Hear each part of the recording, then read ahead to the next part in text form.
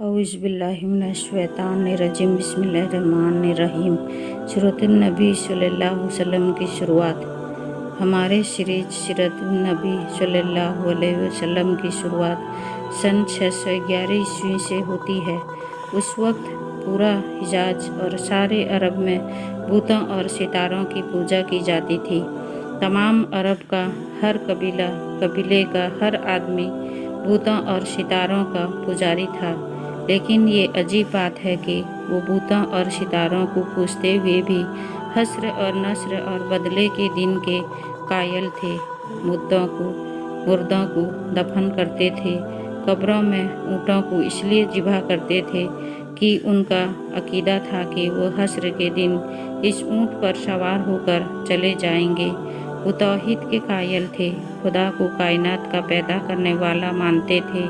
बूतों को अल्लाह के दरबार में शफाअत करने वाला समझकर उनकी पूजा करते थे। सुबह हो चुकी थी, ठंडी हवा चल रही थी।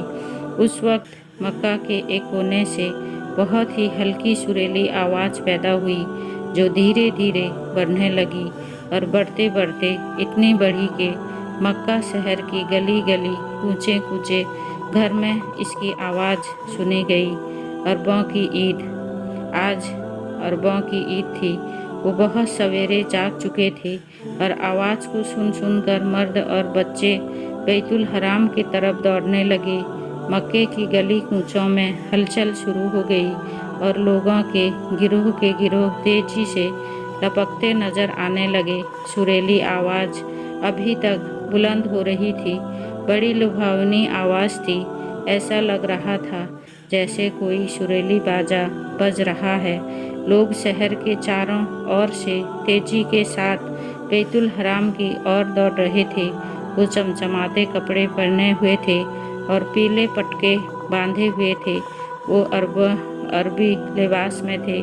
बैतुल हराम यानी खाना काबा बीच शहर में कायम था। यही वो हरम शरीफ है जिसकी बुनियाद हज़रत इब्राहीम अलैहिस्सलाम ने रखी थी। मुद्दों तक ये एक खुदा के मानने वाले की पनाहगाह थी, अब बूत परस्तों के कब्जे में था। अरब बड़ी तेजी से दौड़ कर आ रहे थे, खाना काबा के चारों तरफ खड़े होते जा रहे थे। खाना काबा की इमारत पत्थर और चूने से बनाई गई थी, बड़ी मजबूत और शानदार इमारत। चारों तरफ ऊंचे ऊंचे शानदार दरवाजे थे। जमजम के करीब नाइला और आसफ का बूत खाना काबा के नीचे एक कुआं था। कुएं की मन पत्थर की और धन कुछ छोटा था। यही कुआं दुनिया में जमजम के नाम से मशहूर है। कुएं की मन के करीब करीब इधर उधर बड़े बड़े 2 बूत थे। इनमें से एक बूत किसी खूबसूरत औरत की मूर्ति थी। ऐसा लगता था जैसे कोई परी खड़ी मुस्कुरा रही हो। उस बूत का नाम नाइला था। दूसरा बूत एक भारी भरकम इंसान की शक्ल का था।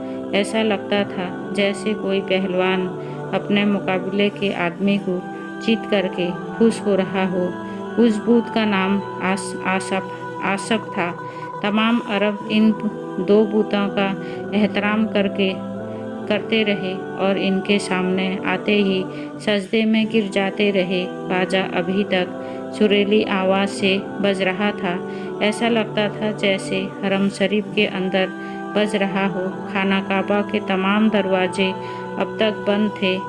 वजह ये थी कि अरब में आम तौर से और मक्के में ख़ास तौर से कुरैश का कबीला ही सरदार माना जाता था। कबीला कुरैश के सरदार जनाब अब्दुल मुत्तलिब थे। इनका इंतकाल हो चुका था। अब्दुल मुत्तलिब के 10 बेटों में से सिर्फ हमजा, अबू तालिब, अबू लहब और अब्बास जिंदा थे, बाकी मर चुके थे। कबीला कुरैश ने अबू तालिब को अपना सरदार मान लिया था। उनका इतना रौब था कि किसी को उनके सामने बोलने की हिम्मत ना होती थी। बैतुल हरम की कुंजी उन्हीं के पास रहती थी। जब तक वो दरवाज़ा ना खोलते, कोई आदमी बैतुल हराम में दाखिल ना हो सकता था। जब अरब के तमाम कबीले आ चुके तो अबू तालिब अपने भाइयों के साथ आए। अबू तालिब ने आते ही दरवाज़ा खोला। पहले खुद अंदर गए, फिर भाई और कबीले के दूसरे लोग अंदर गए। फिर हरमे पाक के तमाम दरवाजे खोल दिए गए और अरब के तमाम कबीले झुंड झुंड के अंदर दाखिल हो गए। बैतुल हराम के इमारत अंदर से भी बहुत शानदार थी। उसके ठीक बीच में बैतुल्ला था और बैतुल्ला के चारों ओर काले पर्दे लटक रहे थे। ऊपर छत पर एक बहुत बड़ा बुत रखा हुआ था, बड़ी डरावनी शक्ल का, काले पत्थर का बना हुआ। इसका नाम हुबल था, जिसकी पूजा हर एक के लिए जरूरी थी। बैतुल हराम में इतनी भीड़ हो गई कि तिल धरने की जगह न रही। हर कबीला अपने अपने चहीते बूतों की ओर दौड़ा। वहाँ बूत भी सैकड़ों थे, अलग अलग जगहों पर वो रखे हुए थे। अजीब अजीब शक्लों के थे, काले, लाल, सफ़ेद। बाजा अभी तक बज रहा था। बूतों का रुसवा होकर गिर पड़ना। अब घंटे, शंख और झांझ भी बजने लगे थे। हर बूत पत्थर के चबूतरे पर गड़ा हुआ था और हर बूत के सामने उसका पुजारी बैठा था। तमाम बूतों के सामने बहुत से लोग सजदे में पड़े हुए थे। अबू तालिब, अबू लहब, हमजा और अब्बास खाना काबा की छत पर चढ़कर हुबल के सामने जा पड़े थे। बुत परस्ती का ऐसा मंजर शायद ही किसी की नज़र से गुजरा हो। अभी ये लोग सजदे ही में पड़े हुए थे कि तेज हवा की झोंके चलने लगे। हवाएं रेत के जर्रों को उठा उठा कर उड़ाने लगी। अब सूरज निकलकर कुछ ऊंचाई पर जा चुका था। धूप हर चारों तरफ फैल गई थी, पर आज धूप में वो तेजी, वो चमक और वो गर्मी नहीं जो हर दिन होती थी, बल्कि रोज से भी ज़्यादा। धूप फीकी फीकी सी लग रही थी। लोगों ने सजदे से सिर उठाया और खामोश हाथ बांधे खड़े हो गए। अभी से लोग खड़े ही हुए थे कि हवा में और तेजी आ गई। सभी ने घबराकर आसमान की तरफ देखा।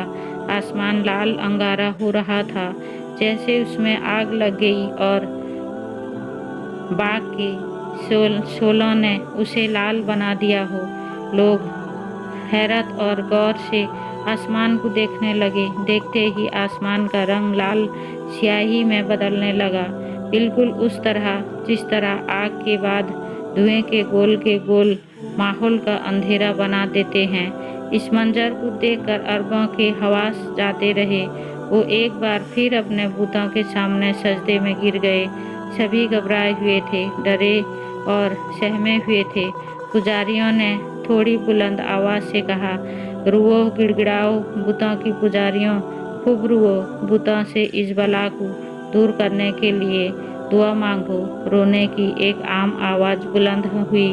लोग चीखने और चिल्लाने लगे, रो रो कर भूतों से, इस बला से बचे रहने की इल्तिजा करने लगे। हवा इतनी तेज हो गई थी कि खड़े हुए झटका खाकर गिरने लगे थे। सूरज जैसे छिप गया था, दिन रात में बदल चुका था। कोई चीज़ नजर न आती थी। हवा के तेज झोंके रेत के ढेर ला ला कर उलट देते थे। अबू तालिब और उनके भाई जो खाना काबा की छत पर थे, चबूतरे के नीचे पड़े हुए थे। अबू लहब न जाने कैसे उनसे अलग हो गया। हवा ने उसे उठाया और छत से नीचे गिरा दिया। उसने खौफनाक चीख मारी, पर उसकी आवाज़ चीखों की आवाज़ में गुम होकर रह गई।